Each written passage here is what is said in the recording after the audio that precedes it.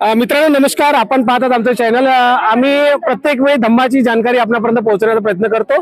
आपण आता ज्या परिसरामध्ये आहोत त्या परिसरातली खरी जानकारी मॅडम कडून घेऊया। त्यांचा परिचय, मॅडम आपला परिचय सांगा। जय भीम। माझं नाव चंदना रामेश्वर वौराग आहे। मी हसनापूर वरून आलेली आहे। आणि हा कार्यक्रम जो ठिकाण आहे त्या ठिकाणाचं जानकारी द्या। हा कार्यक्रम अंजनगाव सुरजी तालुक्यामध्ये चिचोना गाव आहे।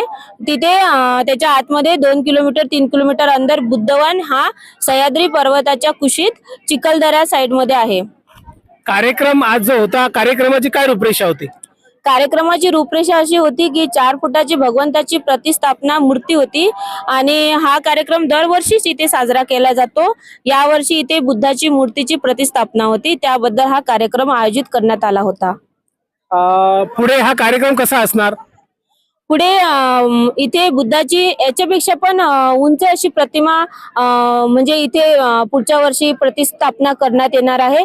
आणि याचं म्हणजे ह्या पूर्ण परिसराचं नूतनीकरण किंवा ह्या परिसराला सजावट करणार आहेत।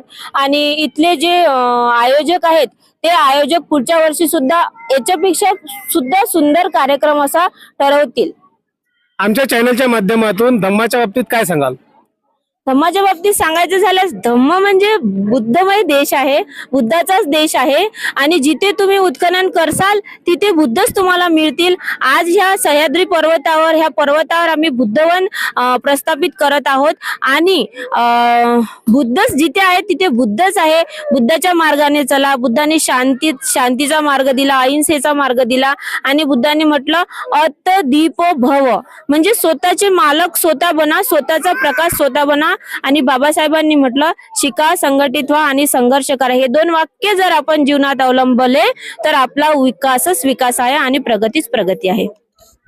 तर मित्रांनो, मॅडमच्या म्हटल्याप्रमाणे की जिथे खोदाल तिथे बुद्ध मिळेल आणि बुद्धाशिवाय मार्ग नाही।